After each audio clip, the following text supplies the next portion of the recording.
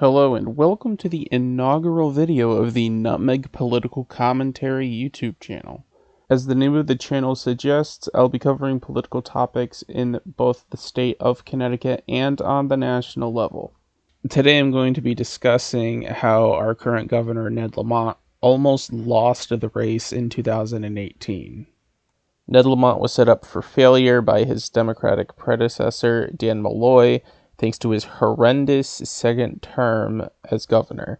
He went from being a rather popular governor nationwide to the most hated after a very progressive first term. He worked to get rid of the death penalty, which is something he campaigned on and followed through with, as well as being a big advocate for LGBTQ rights, passing a bill to expand voting rights, passing a unanimously voted on education reform bill. He was a really popular guy, especially with his handling after Sandy Hook.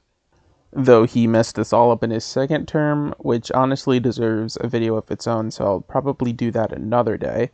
But he pretty much screwed himself over, and when he left office, he was the worst governor in the country, and Ned Lamont had to inherit that, being from the same party. State Republicans tried to frame Ned Lamont as a Dannel Malloy 2.0, who was going to do the same exact stuff, to be just as terrible, just as unpopular.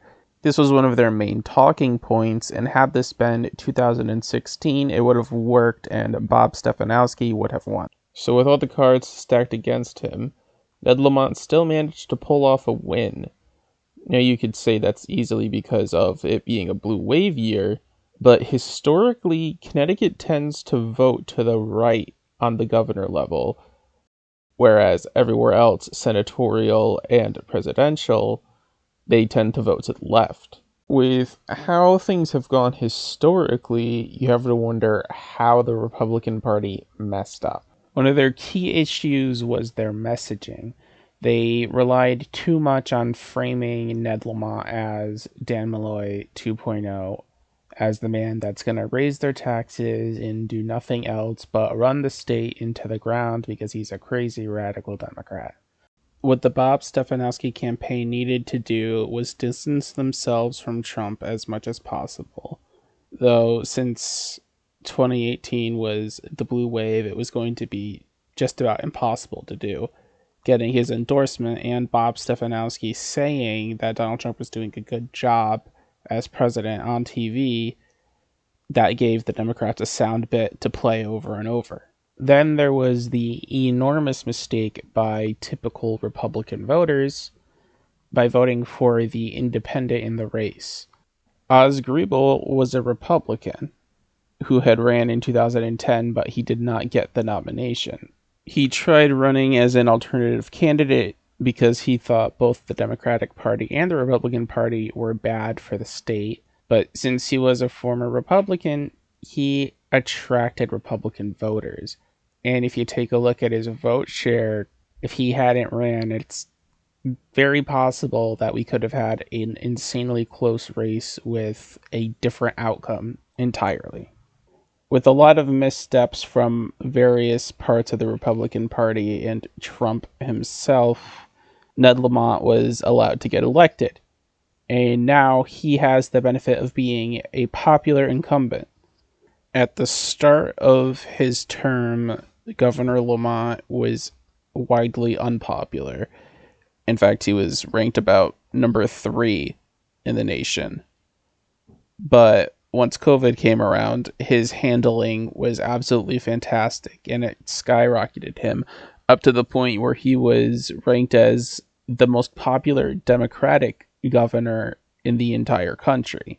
I should note that this survey was taken back in November, so this could have changed. With the 2022 gubernatorial election shaping up to be a rematch, Bob Stefanowski is going to have to contend with that now.